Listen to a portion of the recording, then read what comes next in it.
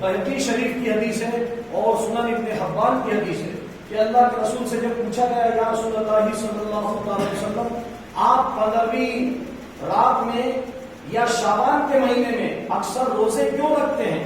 دن میں روزے رکھتے ہیں اور رات میں آپ عبادت کرتے ہیں، آپ ایسا کیوں کرتے ہیں؟ تو اللہ کے رسول نے جواب دیا کہ شعبان کا مہینہ اور شب برات کی رات وہ رات ہے جس رات میں اللہ تعالیٰ کی بارگاہ میں ہمارے اعمال پیش ہوتے ہیں. تو میں اس بات کو پسند کرتا ہوں کہ جب میرے اعمال اللہ کی بارگاہ میں پیش ہو تو میں روزے دار بن کر کے پیش ہوں اور میں عبادت میں سر و سجود ہو کر کے پیش ہوں. اس لیے قرآن پاک میں آیا کہ ہر حکمت والا کام بانٹ دیا جاتا ہے، یعنی دنیا کی تدبیروں کے فیصلے اس رات میں کیے جاتے ہیں.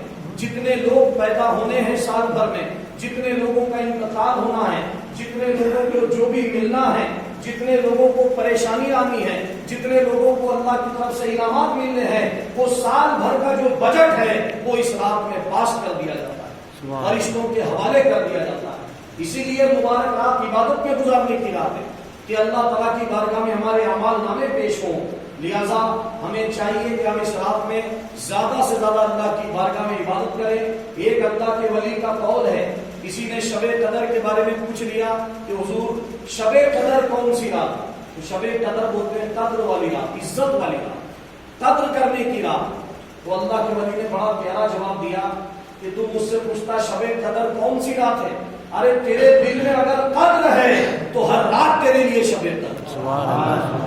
اس لیے ہمارے دل میں قدر نہیں ہے.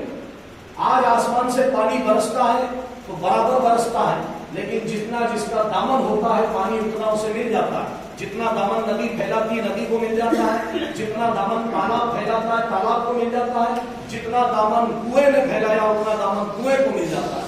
تو میرے بھائیوں، اللہ کی رحمت کو چھما چھم برس رہی ہے، پوری رات برسے گی. اب ہمارے اندر کتنی قابلیت ہے کہ ہم کتنی رحمت سمیٹ سکتے ہیں، ہم کتنا اپنا بھلا کر سکتے ہیں. آسمان میں 14ویں رات کا چاند چمک رہا ہے جو اللہ کی رحمت کا اعلان فرما رہا ہے. ستارے چمک کر اللہ کی رحمت کا اعلان کر رہے ہیں. اب یہ انسان کے اوپر ہے. اگر انسان ہی غافل ہو جائے، جیسا کہ اقبال نے فرمایا کہ ہم تو مائل با کرم ہے کوئی سائل ہی نہیں، راہ دکھلائے کسے رہبر منزل ہی نہیں، تربیت عام تو ہے جوہر قابل ہی نہیں، جس سے تعمیر ہو ماتم کی وہ گر ہی نہیں، کوئی قابل ہو تو ہم شان کہیں دیتے ہیں، ڈھونڈنے والوں کو دنیا بھی نہیں دیتے.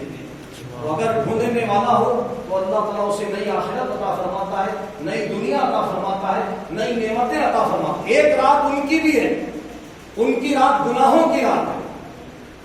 جو شریعت کے خلاف تمام کام ہوتے ہیں وہ اس رات میں کر دیے جاتے. ایک رات ان کی ہے، یعنی انسان سے جانور بن جاؤ تو ہولی کی رات، اور اگر انسان سے فرشتہ بن جاؤ تو شب برات کی رات. یہ ہمارے اوپر ہے کہ ہم کون سی رات بتا رہے ہیں. 2 راتیں منائی جا رہی ہیں آج کے دن. ایک رات ادھر کی، ایک رات ادھر کی ہے.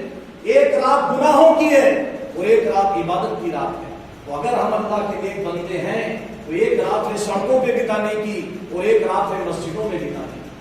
اب آپ کے اوپر یہ ڈیپینڈ کرتا ہے کہ آپ اپنی راتوں کو سڑکوں پہ بتاتے ہیں، گلیوں میں بازاروں میں گھومنے پھرنے میں بات چیت کرنے میں پان گٹکا کھانے میں بتاتے ہیں، یا مسجد کے اندر بیٹھ کر اللہ تعالیٰ کی بارگاہ میں سر کو سجود ہو کر بتاتے ہیں. یہ ہمارے اوپر ہے. لہٰذا ہم شب برات کی ہم قدر کریں. اللہ تعالیٰ کے رسول نے ارشاد فرمایا کہ اللہ تعالیٰ شب برات کے اندر معاذ بن جبل سے روایت ہے کہ شب برات میں اللہ تعالیٰ اپنی مخلوق کی طرف نظر رحمت فرماتا ہے اور سب کو بخش دیتا ہے سوائے شرک کرنے والا، جو اللہ کی بارگاہ میں کسی کو شریک کرتا ہے، زنا کرنے والا، ماں باپ کو ستانے والا، نشہ کرنے والا، یا اپنے مومن بھائی سے دل میں دشمنی رکھنے والا. یہ وہ افراد ہیں جو شب برات میں جن کی نجات نہیں ہوتی ہے، جن کو نہیں بخشا جاتا، ورنہ اللہ تعالیٰ تمام لوگوں کو بخش دیتا ہے. لہٰذا اس رات میں ہم عبادت کریں.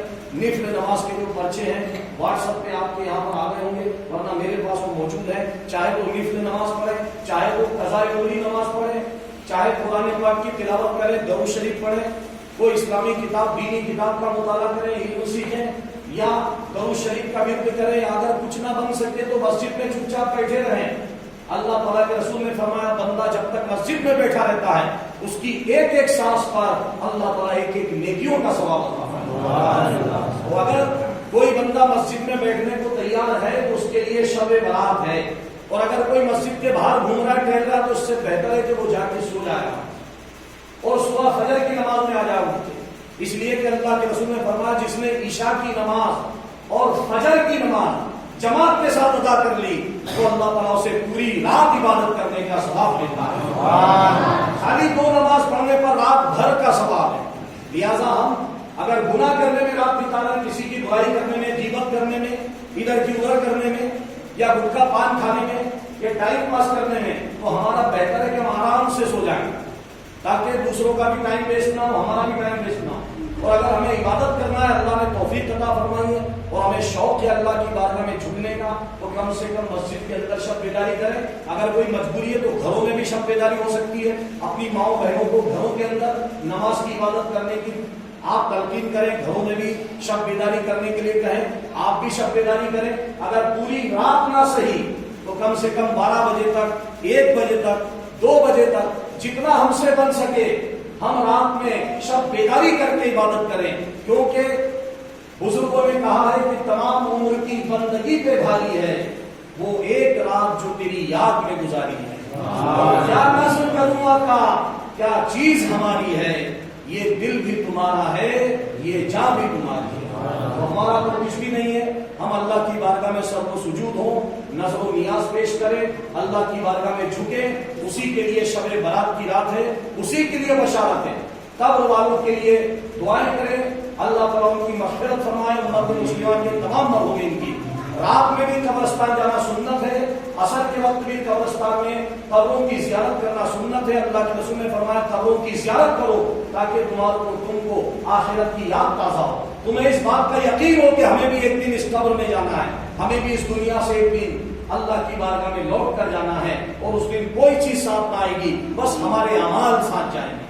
جو ہم نے شب قدر میں عبادت کی ہے، شب برات میں کی ہے، جو ہم دن رات جو نیکیاں کر رہے ہیں وہ نیکی ہمارے ساتھ جائے گی، اور اگر گناہوں کا پلہ ہے تو گناہ ہمارے ساتھ جائیں گے، باقی تمام چیزیں یہیں پر چھوٹ جائیں گی۔ لہذا میری اللہ تعالیٰ سے دعا ہے کہ اللہ تعالیٰ ہم تمام کو شب بیداری کرنے کی توفیق عطا فرمائے، اور اس رات میں زیادہ سے زیادہ عبادت کرنے کی توفیق عطا فرمائے، اپنے گناہوں سے توبہ کرنے کی توفیق عطا فرمائے، تسبیح کرنے کی، تلاوت کرنے کی، اور اس کی بارگاہ میں نفل نماز ادا کرنے کی توفیق عطا فرمائے۔